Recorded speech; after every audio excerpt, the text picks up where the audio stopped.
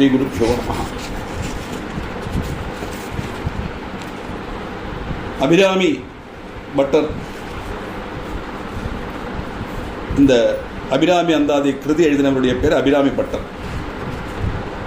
இது தமிழ்நாட்டில் அஷ்டவீரட்டங்கள் அப்படின்னு சிவப்பதிகள் சிவன் வீரகிருத்தியங்கள் நடத்தின ஸ்தலங்களாயிட்டு 8 க்ஷேத்திரம் உண்டு. பரமேஸ்வரனுடைய வீரகிருத்தியங்கள் நடந்த 8 ஸ்தலங்கள். அது பிரம்மதேவனுடைய 5 தலையில் ஒரு தலை சேதிச்சது திருக்கண்டியூர்ங்கிற இடம். அந்தகாசுரனை சம்ஹரிச்சது திருக்கோவலூர்னு ஒரு இடம். திரிபுரதகனம் செய்தது திருவதிகை. தக்ஷனுடைய சிரசு கொய்தது திருப்பரியலூர். ஜலந்திரனை சம்ஹரிச்சது திருவிற்குடி. மத்த கஜத்தோடு தோலுரிச்சது திருவழுவூர். அதான் ஆனத்தோல் பொத்திருக்கார் பகவான். காமதகனம் செய்தது இந்த தாக்ஷாயணியோட கதை தெரியுமே. இந்த பார்வதி பரிணயத்துக்கு முந்தி பரமேஸ்வரன் தபஸ் இருக்கும்போது காமதேவனை எரிச்சது. அந்த இடம் திருக்குறுக்கை. காலசம்ஹாரம் மார்க்கண்டேயனை ரட்சிக்கிறதுக்காக செய்தது திருக்கடவூர். இப்படி இந்த மயிலாடுதுறையிலேருந்து 20 கிலோமீட்டர் தூரத்தில் காவேரி பூம்பட்டினம் அதுக்கும் தரங்கபாடிக்கும் இடையில் நிலவொள்ளப்பட்ட ஒரு க்ஷேத்திரமாக்கும் இந்த திருக்கடவூர் க்ஷேத்திரம்.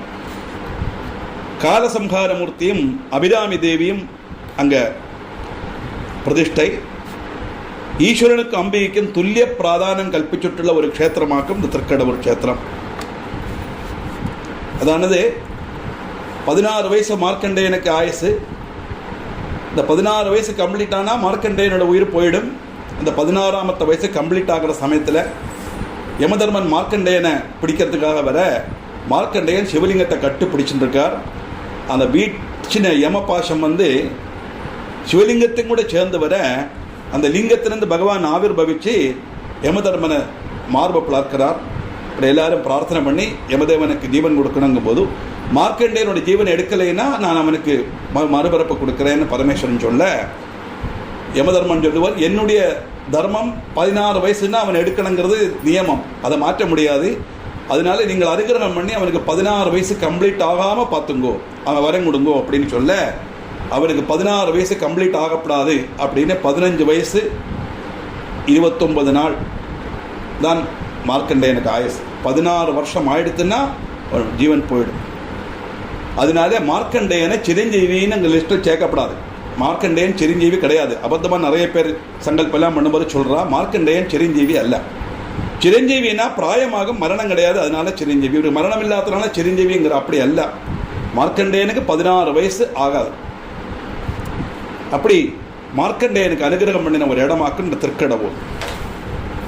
இங்கே ராஜகோபுரம், மருத மண்டபம், மகாமண்டபம், இந்த கோவிலுடைய விசேஷங்கள்லாம் நிறைய இருக்குது. இங்கே சிவபக்தன்மார திருஞான சம்பந்தர், திருநாவுக்கரசர், சுந்தரமூர்த்தியனார் இவெல்லாம் தேவாரமும், சுப்பிரமணிய பக்தனான அருணகிரிநாதர் இங்கே திருப்புகழும் பாடி இந்த ஸ்தல பிராதானியத்தில் ஸ்துதிச்சதாயிட்டு வரலாறு. அது மட்டுமல்ல, குங்குலிய நயனார், காரிய நயனார் அப்படின்னு 2 சிவபக்தன்மார் பிறந்த இடம் இந்த திருக்கடவூர். மகாதேவனுக்கு ஞானோபதேசம் எடுத்துக்க வேண்டி பகவான் சிவனை பிரார்த்திக்க, சிவன் கொஞ்சம் வில்வ பீஜம் கொடுத்தார். அது பிரம்மதேவன் என்ற ஸ்தலத்தில் விதைக்க அந்த பீஜங்கள்லாம் பெரிய விருட்சங்களாக வளர்ந்தது.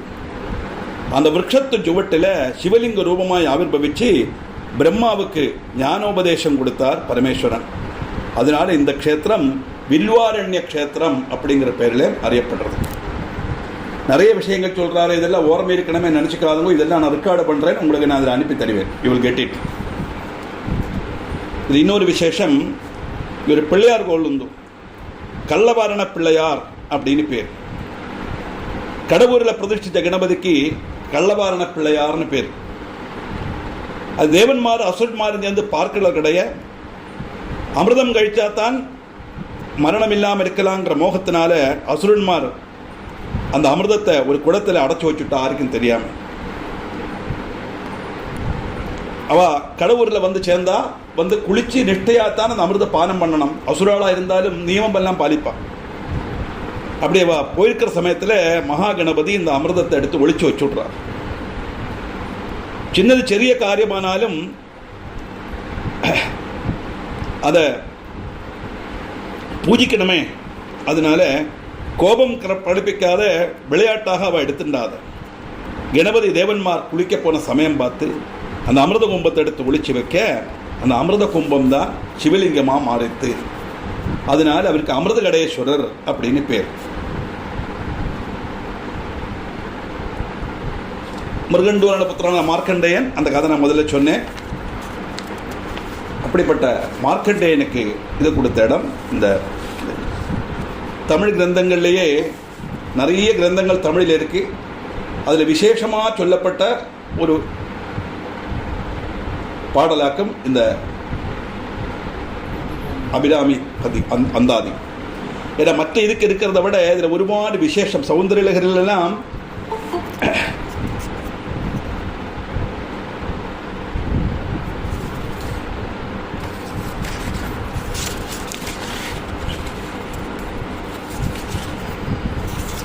மந்திர சாஸ்திரத்துக்கெல்லாம் பிராதானியம் கொடுத்து சொல்கிறா. இதில் ஒரு விசேஷம் என்னன்னா, ஒரு ஸ்லோகத்தினுடைய கடைசி வார்த்தையில் அடுத்த ஸ்லோகம் ஆரம்பிக்கிறது. அது சாதாரண ஒரு மனுஷனால் முடியாது. இது எழுதி உண்டாக்கினது அல்ல. இது எப்படி இது ரசிச்சது, அதுக்கு உண்டான சம்பவம் என்ன அப்படின்னு கேட்டால், சில புக்கில் 200 வருஷம் போட்டிருக்கா, சில புக்கில் 375 வருஷம் போட்டிருக்கா. நம்ம வருஷத்துக்கு நம்பருக்கு நம்ம பிராதானியம் கொடுக்க வேண்டாம்.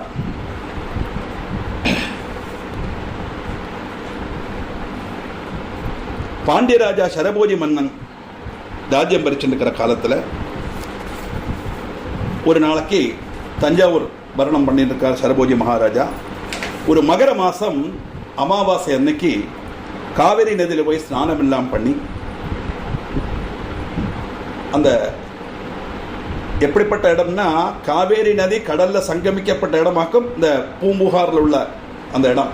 அங்கே சமுத்திர ஸ்நானம் பண்ணிட்டு அந்த கடவுர் க்ஷேத்திரத்தில் அமிர்த கடேஸ்வரனை தரிசித்து பூஜா புரஸ்காரிகள்லாம் நிர்வகித்து அபிராமி தேவியோட சந்நிதியில் தொடர்றதுக்காக வரார்.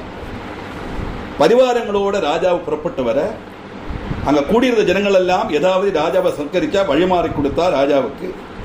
ஆனால் அந்த இடத்துல தேவி சந்நிதியில் அம்பாளையே நினைச்சு மனசில் அந்தர்முகனாக நினைச்சுண்டு தபஸ் பண்ணிட்டு இருக்கான் சுப்பிரமணிய ஐயர் அப்படின்னு ஒரு பிராமணன். அவர் பரம தேவி பக்தன். இந்த கோவிலில் வரப்பட்ட ஸ்திரீகள் எல்லாம் அம்பிகையாக நினைச்சு 50 பேரை நமஸ்காரம் பண்ணுவார். ஒரு 5 வயசு குழந்தை வந்தால் கூட இந்த 5 வயசு குழந்தைய அம்பாளா நினைச்சு நமஸ்காரம் பண்ணுவார். அதனால ஆளுகள்லாம் என்ன நினைச்சுப்பா, இது பைத்தியம் அப்படின்னு நினைச்சுக்குவான். எப்பவுமே அப்படித்தான். யதார்த்த பக்தியை கண்டுபிடிக்கிறதுக்குள்ள கழிவு ஆளுகள் கிடையாது.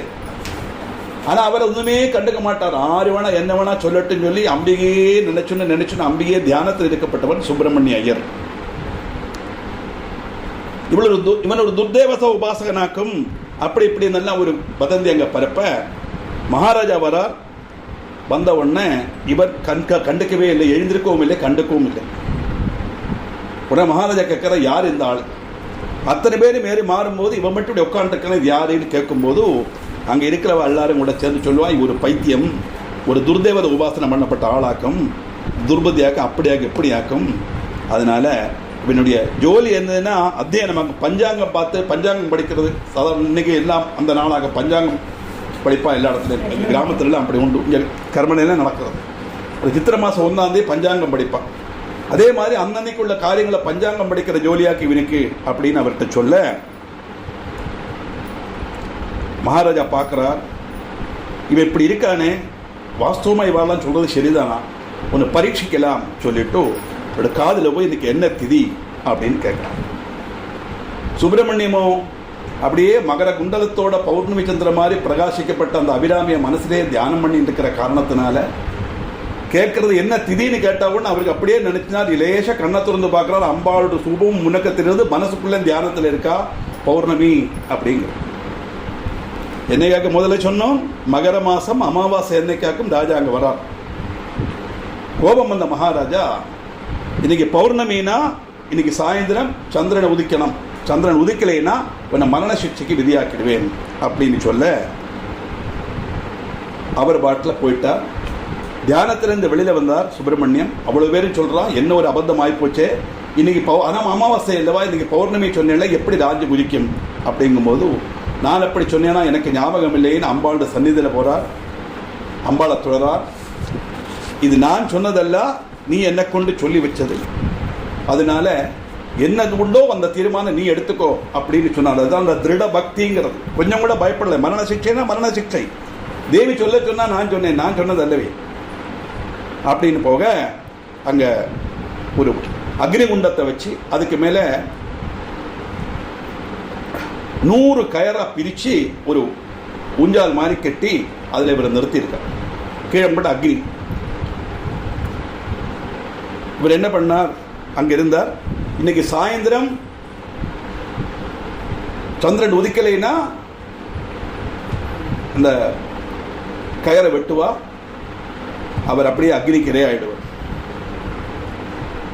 இவர் பார்த்தார், நான் அம்பாளை ஸ்துதிச்சு ஓரோ பதிகம் பாடுவேன், ஓரோ ஸ்லோகம் சொல்லுவேன், ஓரோ ஸ்லோகம் சொல்லும்போது ஓரோ கயரா முடிச்சு. அப்படி 100 ஸ்லோகம் சொல்லும்போது 100ஆமத்த கயர் முடிச்சானா இந்த 100 பிரி இல்லையா, அவர் கீழே விழுந்துருவரே. கொஞ்சம் கூட மரணத்தை பயப்படலையாம் சுப்பிரமணிய ஐயர். ஏன்னா அம்பாள் மேல திருட பக்தி இருக்கிறதுனால மரணத்தை பற்றி அவருக்கு கவலை இல்லை. அப்படி இருந்து 50 ஸ்லோகம் கழிஞ்சாச்சு. நேரம் வைகிறது, சூரியன் அஸ்தமிச்சாச்சு. அத்தனை பேரும் பார்த்துட்டு இருக்கா. சக்கரவாளத்தில் சூரியன் இல்லை, சந்திரன் உதிக்காது, அமாவாசை இல்லவா. ராஜாவோட வரிசிக்ஷை வரப்போறதேன்னு அத்தனை பேரும் பார்த்துட்டு இருக்கா. சிலவாளுக்கெல்லாம் சந்தோஷம், சிலவாளுக்கெல்லாம் மன வருத்தம். எனக்கு எப்பவுமே 2 பட்சத்தில் ஆளுகள் இருப்பாளே, நன்மையும் திண்மையும் 2 சேர்ந்துதான் இருக்கும். அதெல்லாம் அந்த கதைகள்ல தெரியறது. அப்படி வரிசிக்ஷைக்கு தயாரா இருக்கும்போது அவர் நிறுத்தாம 78 ஸ்லோகங்கள் ஜெயிச்சார். இந்த 78ஆமத்த ஸ்லோகம் சொன்ன உடனே அம்பாளுடைய கண் பார்வை அவருக்கு தெரியுது. 79ஆமத்த ஸ்லோகம் சொன்னதும் அப்படியே அம்பாள் பிரத்யட்சப்பட்டா. தன்னுடைய இடது காதிலேருந்து அந்த தோடை எடுத்து வலிச்சு இப்படி எறிய, அது அப்படியே சக்கரவாளத்தில் உருண்டு சந்திரனை மாதிரி பிரகாசிச்சு பூர்ணச்சந்திரனாக வந்தது. இதை கொட்டாரத்திலிருந்து பார்க்கிறார் சரபோஜி மகாராஜா. நேர ஓடி வரார். ஓடி வந்து இவருடைய காலில் விழறதுக்கு வரார். அந்த நேரத்தில் அம்பாள் பார்த்தா, பாக்குள்வாளுக்கு தரிசனம் கொடுக்க வேண்டிய அவசியம் இல்லையே, பக்தனுக்கு தானே தரிசனம் கொடுக்கணும். வாய்ச்சோர்ந்த மன்னனிடம் குறியாங்கையா மெய்யே என்றிருவோம் அப்படின்னு சொல்லிட்டு போனா. அதானது, ஏ பக்தா, ராஜாவிட்ட வாயிடறி நீ சொன்னா இல்லவா, அபத்தத்தை நீ ராஜாட்ட சொன்னியே, நீ சொன்ன அந்த வாக்கை நான் உண்மையாக்கி இருக்கேன் அப்படின்னு சொல்லி போனதாயிட்டு இந்த 79ஆமத்த ஸ்லோகத்தில் வருது. அப்படி நீ இந்த ஆரம்பிச்ச அந்தாதியை பூர்த்தி ஆக்கிக்கோ, சந்திரன் விட்டு விட்டுறாதே, நீ 100 பூர்த்தி ஆக்கிக்கோ அப்படின்னு சொல்ல 79 கயரைத்தான் வெட்டினா. 79ஆமத்த கயர் வெட்டும் போதும் அங்கே அம்பாள் பிரத்யட்சமாயிட்டா. அப்படியே வந்தார். சாப்பிட்டாக நமஸ்காரம் பண்ணி, இப்படி இவ்வளவு தூரத்துக்கு உள்ள கழிவுள்ள ஒருத்தரை போய் நான் அவமானிச்சுட்டேனே அப்படின்னு சமாபனம் கேட்டு அவருக்கு அபிராமி பட்டர் அப்படின்னு பட்டம் கொடுக்கிறார் சரபோஜி மகாராஜா. அப்படி அபிராமி பட்டரால ரசிக்கப்பட்ட காரணத்தினால்தான் இதுக்கு அபிராமி அந்தாதி அப்படின்னு பேர் வர காரணம். அப்புறம் அந்த கோவிலுக்கு நிறைய வழிபாடுகள்லாம் செய்தார்லாம் சம்பவத்தில் வருது. நமக்கு வேண்டது இந்த அபிராமி அந்தாதி விதிச்சதனுடைய சந்தர்ப்பம், அதனுடைய கதை, காரியம் என்னங்கிறது தான் நமக்கு அதில் வர. அப்படிப்பட்ட விசேஷமான கிரந்தம் இந்த அபிராமி அந்தாதி.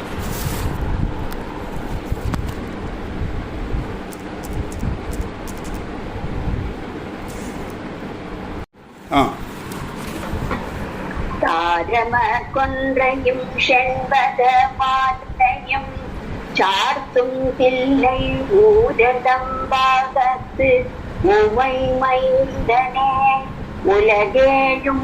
உலகேயும் பெற்ற சீர் அபிராமி அந்தாதி எப்போதும் என் சிந்தையுள்ளே காரமனே நீ கணபதியே நிற்க கட்டுரையே.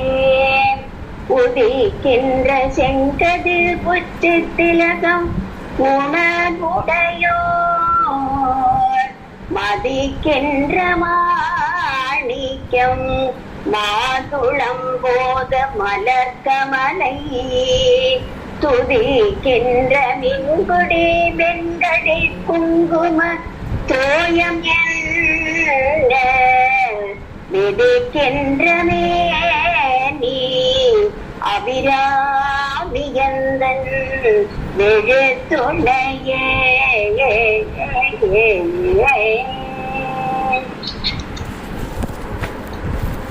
முதல்ல உள்ளது காப்பு. தார் அமர் கொன்றையும் செண்பகமாலையும் சாத்தும் தில்லை ஊரதம் பாகத்து உமை மைந்தனே உலகு ஏழும் பெற்ற சீர் அபிராமி அந்தாதி எப்போதும் என் சிந்தையுள்ளே காரமர் மேனி கணபதியே நிற்க கட்டுரையே. தாரமர் கொன்றையும் செண்பகமாலையும் சார்த்தும் தில்லை ஊரதம் பாகத்து உமை மைந்தனே. உமை மைந்தன்னா யாரு? மகாகணபதி. அதானது இந்த காப்புங்கிறதே ப்ரொடெக்ஷனுக்காக செய்யப்பட்டது. அதனால தான் இந்த காப்பு கட்டியாச்சுன்னா துஷ்ட சக்திகள்லாம் நம்மளை தீண்டாது தாத்பரியம். ரொம்ப விசேஷமான ஒரு கிரந்தம் அபிராமி அந்தாதி. அதை நான் ரசிக்க போகிறேன். அது ரசிக்க போனோமானா என்னால் முடியாது மகாகணபதி, நீ எனக்குள்ளே இருந்து என்ன நீ அனுகிரகம் பண்ணணும்னு பிரார்த்தனை பண்ணுறதாக்கும். அது அப்படி கனக நிறம் பூண்ட மனோகரமான இதழோடு கூடின கொன்னப்பூ மாலையும் செண்பக மாலையும் சார்த்தீண்டு சோபிக்கப்பட்ட தில்லை சிதம்பரேஸ்வரனுடையனும் அந்த பகவானுடைய வாமபாகத்தில் இருக்கப்பட்ட உமாதேவியோட மகனாக பிறந்த கார்வர்ணாப பூண்ட திருமேனோடு கூடின கணபதி 7 லோகத்திலையும் பெற்ற கிரிமாவோடு கூடின அபிராமி அம்மையோட ஸ்துதியான நந்தாதியேங்கிறத பிரபந்தம் நான் என்னுடைய சித்தத்தில் சந்ததம் உரைச்சி நிற்கிறதுக்கு நீ அனுகிரகிக்கணும் அப்படின்னு சொன்னா, நான் இந்த கிரந்தம் செய்ய போறேன், எனக்கு வாக்குகள் அந்த மாதிரி வரணும், அதுக்கு நீ அனுகிரகம் பண்ணணும். மகாகணபதியை பிரார்த்தனை பண்ணாமல் எதுவுமே நம்ம செய்ய முடியாது. பார்த்துட்டே எந்த ஒரு விசேஷம் எடுத்தாலும் கணபதி உரை பண்ணித்தான் தொடங்குவோம். எந்த ஒரு காரியமாக இருந்தாலும் சரிதான். கணபதி சாதாரண மலையாளிகளோட கணபதி குறிக்கணும் அப்படின்னு தான் சொல்லுவாள். இந்த காலத்தில் இந்த முறுக்கு சுத்துறதுக்கெல்லாம் வருவாள். ஆற்றுல வந்து கல்யாணத்துலாம் முறுக்கு சுத்துவா. அவள் என்ன பண்ணுவாள், அந்த அரைச்ச மாவில் ஒரு கணபதி மாதிரி பிடிச்சு அங்கே வச்சு அந்த ஒரு விளக்கை வச்சு கணபதி பிடிச்சுட்டு அப்புறம் தான் பாக்கி மாவை வச்சு தான் முறுக்கே உண்டாக்குவோம். எதுக்காக சொல்கிறேன்னா, இது காலாகாலத்தில் உள்ளது. அதனால கணபதியை ஸ்தோத்திரம் பண்ணுறது அந்த காப்புன்னு அர்த்தம். முதல் ஸ்லோகம் அபிராமி அந்தாதியோடு. உதிக்கின்ற செங்கதிர் உச்சி திலகம் உணர்வுடையோர் மதிக்கின்ற மாணிக்கம் மாதுளம் போது மலர்கமலை துதிக்கின்ற மின்கொடி மென்கடி குங்குமத்தோயம் என்ன விதிக்கின்ற மேனி அபிராமி எந்தன் விழுத்துணையே. உதிக்கின்ற செங்கதிர், உதிக்கிறதுனா யாரு? சூரியன். சூரியன் உதிக்கும் போது எப்படி இருக்குன்னா நான் செக்கச்சவேன்னு இருக்கும். இந்த சன்ரைஸ் பார்த்தவளுக்கு தெரியும். அப்படி உதிச்சு வரப்பட்ட செங்கதிரவன் நெருகலை சார்த்தப்பட்ட திலகம், பண்டிதன்மாரெல்லாம் மதிக்கப்பட்ட மாணிக்கம், உணர்வுடையோர் மதிக்கின்ற உணர்வுடையோர்னா விஷயம் தெரிஞ்சவான் அர்த்தம். மாதுளம் போது, மாதுளம் அரும்பு, மலர் மாலை, துதிக்கின்ற மின்கொடி, தாமரப்பூவாகப்பட்ட லட்சுமி தேவியா ஸ்துதிக்கப்பட்ட மின்னல் கொடி, மிருதுள பரிமளமான குங்கும குழம்பு. இப்படிப்பட்ட வஸ்துக்களை போல சாஸ்திரங்களில் விதிச்சிருக்கப்பட்ட அருணாப பூண்ட கலேபரத்தோடு கூடின அபிராமி. கலேபரம்னா சரீரம். அம்பாள் சரீரம் எப்படி இருக்கும்? அருணாம் கருணாதரங்கிதாட்சேம் திருத பாஷாங்குஷ புஷ்பபாணஜாபாம் அணிமாதி விராவிரதாம் மயூகை அகமித்யேவ விபாவயே பவானீம். அப்படிப்பட்ட அம்பையான பாவிக்கிறேன்னு சொல்லித்தானே ஸ்லோகம் சொல்றோம் இல்லையா? இந்த அருணிமைங்கிறது அம்பாளுடைய நிறம். அந்த நிறம் எப்படி இருக்குங்கிறதாக்கு இங்கே வர்ணனை வந்தது. அப்படிப்பட்ட அழகான சரீரத்தோடு கூடின அபிராமி என்னைக்கும் எனக்கு துணையாக இருப்பள். அதுதான் நம்பிக்கை. ஏன்னா அமாவாசையா பௌர்ணமின்னு சொல்லியாச்சு. அந்த பௌர்ணமியா அமாவாசையாங்கிறது அம்பாள் தீர்மானிக்கணும். அவள் எனக்கு துணை இருப்பள், அதனால எனக்கு மரணத்தை பயம் இல்லை. அந்த ஒரு சிந்தையிலையாக்கும் அபிராமி பட்டர் இந்த முதல் ஸ்லோகம் சொல்றார். விழத்துணைனா சதா சர்வமும் நமக்கு துணையா இருக்கப்பட்டவள் அர்த்தம். உலகத்தில் எந்த ஒரு உற்றார் உறவினரானாலும் எல்லாம் ஒரு பரிதி வரத்தான் நமக்கு அவள்கிட்டேருந்து உள்ள சர்வீஸும் கிடைக்கும், அவளை நம்ம ஆசிரிச்சிருக்கவும் முடியும். ஆனால் எந்தவித லிமிட்டேஷனும் இல்லாமல் எப்போவுமே நம்மளை காப்பாற்றுறது யாருன்னா ஈஸ்வரன் ஒன்று தான். அதனால தான் மலையாளத்தில் சொல்லுவாங்க, ஈஸ்வர சிந்தை இதொன்னே மனுஜனு சாஸ்வதமே உலகில். இந்த உலகத்தில் நிரந்தரமானது என்னதுன்னு கேட்டால் பகவத் சிந்தை ஒன்று மட்டும்தான். எந்த பகவான் ஆனாலும் சரி, இஷ்ட தேவதை உபாசனை தான் ஹிந்து மதத்தினுடைய ஒரு பெரிய காதலான தத்துவம். அதனால் எந்த தேவதை உபாசிக்கிறோங்கிறது இங்கே பிரச்சனமே கிடையாது. கணபதி தொடங்கி மகாவிஷ்ணுவர் எந்த தேவதை உபாசித்தாலும் எல்லாம் அந்த பிரம்மத்தினுடைய உபாசனை தான். அந்த தேவதையை உபாசிச்சுன்னு நம்மளை எந்த காரியம் செய்தாலும் அவர் என்னைக்கு நமக்கு துணையாக இருப்பேன்னா, நான் கும்பிடுற தெய்வம் என்னை கைவிடாதுங்கிற நம்பிக்கையோடு இருக்கப்பட்டவனுக்கு துக்கமும் கஷ்டமும் இது ஒன்றும் பெரிசா தெரியாதுன்னு தரும். அது ஈஸ்வர சிந்தை இது ஒன்றே மனுஜனு சாஸ்வதமே உலகுள்ளும். அப்படிப்பட்ட அந்த அபிராமி விழித்துணையாக இருந்து சர்வமும் காலமும் என்னை காப்பாற்றுவள். இது கவலையே இல்லை. இந்த ஜென்மம் ஒரு ஸ்திரீ நமக்கு மாதாவாக இருக்கலாம். இப்போ நமக்கு இந்த ஜென்மத்தில் பிறந்தவள் அம்மை, இனி எத்தனையோ ஜென்மத்தில் அம்மையாக இருக்கலாம். ஆனால் எத்தனை ஜென்மம் எடுத்தாலும் நமக்கெல்லாம் உள்ள அம்மை யாருன்னா மாதாஜ பார்வதி தேவி பிதா தேவோ மகேஸ்வரஹா. தேவி அபிராமி அவள் தான் அம்மை. அப்படி எல்லா ஜென்மங்களில் மாதாவாக இருக்கிறதுனால நமக்கு என்றைக்குமே எத்தனை ஜென்மம் எடுத்தாலும் நமக்கு துணையாக இருப்பள். ஏன்னா உலகத்தில் எந்த ஒரு ரிலேஷனுக்கும் பகரம் ஒன்றுன்னு சொல்லலாம், இந்த தாயாருமாയിട്ട് ரிலேஷனுக்கு மட்டும் பகரம்னு ஒன்று சொல்ல முடியாது. தாயாருடைய வாத்சல்யம் அவளுடைய ஸ்நேகத்துக்கு நிகராயிட்டு இந்த உலகத்தில் எதுவுமே கிடையாது. அப்பா ரெண்டாவது தான், நானும் ஒரு அப்பா தான், இருந்தாலும் தாயாருங்கிறது தாயார் தான்.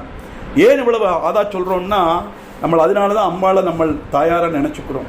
ஸ்திரீகளுக்கெல்லாம் ஏன் இவ்வளவு பகுமானம்னா, எல்லாம் அம்பாளுடைய ஸ்வரூபங்கிறது நம்ம சாஸ்திரம். எல்லாத்துக்கும் மேலே இந்து மதத்தினுடைய பிராதானியம் சந்நியாசம். ஒருத்தன் சந்நியாசம் சுவீகரித்தா அவனுக்கு எல்லா ரிலேஷனும் போயிடும். துறவின்னு தமிழில் சொல்கிறோம் இல்லையா, ஆனால் தாயாருமாയിട്ടുள்ள ரிலேஷன் மட்டும் அவனுக்கு போகாது.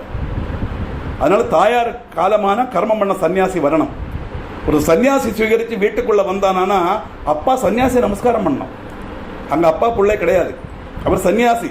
எத்தனை வயசானாலும் பிரசிடென்ட் ஆஃப் இந்தியா ஆனாலும் அந்த 16 வயசு பிள்ளைய தான் நமஸ்காரம் பண்ணணும். ஆனால் சன்னியாசி தாயார் நமஸ்காரம் பண்ணணும். 2 பேரை தான் சன்னியாசி நமஸ்காரம் பண்ணலாம். ஒன்று தன்னுடைய தாயார், என்னுடைய தன்னுடைய குருநாதன். வேற பூமியில் உள்ள எந்த மனுஷனையும் சன்னியாசி நமஸ்காரம் பண்ணக்கூடாது, பீடாதிபதி. ஏன் அப்படின்னா அதை சொல்றார், அந்த கர்ப்பம் தரிச்ச காலத்திலிருந்து அந்த குழந்தைய பிரசவித்து எடுக்கிற சமயத்தில் அவள் பண்ணின அனுபவிச்ச வேதனை, அந்த கர்ப்ப காலத்தில் அவள் இந்த குழந்தைக்காகவே வாழ்ந்து தன்னுடைய ஆகாரத்தை எல்லாம் கட்டுப்படுத்தி ஒரு ஸ்டெப்பு நடந்தால் கூட குழந்தைக்கு என்ன ஆயிடுமோன்னு பார்த்து உதரத்தில் வச்சு அந்த குழந்தையை காப்பாற்றி பிரசவ வேதனை மரண வேதனை அனுபவித்து மறுபிறவி எடுத்து வந்து அந்த குழந்தையை பெற்றெடுக்கிறாளே, அந்த இதுக்கு நிகராயிட்டு, அந்த வேதனைக்கு நிகராயிட்டு, அவள் பட்ட கஷ்டத்துக்கு நிகராயிட்டு ஒரு மனுஷனால் என்ன செய்ய முடியும்? அது ஆதிசங்கர் மாதர் பஞ்சகத்தில் கேட்குறார். அம்மா தாயே முத்தே மணியே கொஞ்சினியே அந்த வாக்கி நான் போடுறேன் பாரு, தண்டுல மேவ சுஷ்கம்னு வாக்கரிசி போடும்போது அழுதுண்டே பாடுறதாயிட்டு வர்றது. அதில் ஆதிசங்கரே அழுதாருன்னா அங்கே ஆதிசங்கரர் லோக குருவா இல்லை, ஒரு தாயாருக்கு மகளாக பிறந்திருக்கிறார். அதுதான் பட்டினத்தாரும் சொன்னார், 5 திங்களாய் அங்கமெல்லாம் நுங்கு பெற்று எப்பிறப்பில் காண்பேன் இனி கனகமுலை தந்தாளே எப்பிறப்பில் காண்பேன் இனி. 5 10 திங்கள்னா மாதம். 10 மாதம் சுமந்து எனக்கு முலையூட்டி என்னை வளர்த்தினாலே பாலூட்டி சீராட்டி அந்த தேவதை நான் எப்படி பார்ப்பேன் அப்படின்னு கேட்குறோம். ஏன்னா வர வழி இல்லை, கர்மம் பண்ணித்தான் ஆகணும். விறக வச்ச உடனே விறகம்பட மாற்றிட்டு பசும் கதலி தண்டை வச்சு அது மேலே படுக்க வச்சு பாசுரம் பாடி, முன்னை இட்டத்தை முப்பரத்தினில் பின்னை இட்டத்தை தென்னிலங்கையில் அன்னை இட்டத்தை அடிவயிற்றில் யானை மிட்டத்தை மூழ்கவே என பாடினதும் பசும் கதலை தந்து தீப்பற்றி இருந்து அந்த சரீரம் ஜடலம் சிதிலமாச்சு அப்படின்னு பட்டினத்தாரோட சரித்திரத்தில் வருது. எதுக்காக அதை சொல்கிறேன்னா, அப்படிப்பட்ட அம்மையை எப்படி பார்த்துக்கணுங்கிறது தெரியணுமானா இந்த மாதிரி விஷயங்கள்லாம் குழந்தைகளுக்கு சொல்லிக் கொடுக்கணும். அப்படி இருக்கும்போது இந்த ஓல்டேஜ் ஹோமோடெல்லாம் அவசியம் வராதுன்னு தான். நிவர்த்தி இல்லாத போல அது வேறு விஷயம், நான் அதை பற்றி கமெண்ட் பண்ணலை. ஆனால் பலருக்கும் தாயாருடைய இது தெரியாமைக்கு பல கஷ்டங்களும் பலரும் கஷ்டப்படப்பட்ட ஃபேமிலியில் இருக்குது. இதெல்லாம் சன்னியாசி யோகத்தில் கூட அந்த சன்னியாசி கர்மம் பண்ணணும்னு சொன்னால் அந்த தாயாருக்கு எம்பிட்டு தாற்பயம் பாருங்க. அப்படிப்பட்ட தாயாரான எத்தனை ஜென்மம் எடுத்தாலும் தாயார் இருக்கப்பட்ட அந்த அபிராமி நமக்கு வழித்துணையாக இருப்பள் அப்படிங்கிறது அவருடைய தீர்மானம் மட்டுமல்ல, நமக்கு அது கொடுக்கப்பட்ட ஒரு உபதேசமும் கூடிய ஆக்கும். அதனால் அம்பாளை வழிபட்டு அம்பாளை தொழுதுண்டிருக்கப்பட்ட ஒரு மனுஷனும் வாழ்க்கையில் எல்லாம் உனக்கு எல்லாம் போயிடுத்தே ஒன்றுமே இல்லையேன்னு நினச்சி கஷ்டப்பட வேண்டிய அவசியம் இல்லை. கஷ்டங்கள் துக்கங்கள் எல்லாம் வரும். புண்ணியா புண்ணிய பலப்பிரதாயனமாக லலிதா சகஸ்ரநாமத்தில் வர மாதிரி பாப புண்ணிய மிஸ்ரமான மனுஷ ஜென்மத்தில் கஷ்டங்கள் எல்லாம் வரத்தான் செய்யும். அந்த கஷ்டங்கள் எல்லாம் ஒதுக்கி நிறுத்திட்டு ஈஸ்வர விசாரத்தோடு நம்ம இருந்தோமானா நிச்சயம் நமக்கு ஒரு நல்ல கதி கிடைக்குங்கிறது தான் இந்த ஸ்லோகத்தில் சொல்லப்பட்டது. இப்படி பல விஷயங்களை வச்சு சொல்லப்பட்டது தான் இந்த அபிராமி அந்தாதி. அது மேற்கொண்டு என்ன இருக்குங்கிற ஸ்லோகத்தை நம்ம அடுத்த கிளாஸில் பார்க்கலாம்.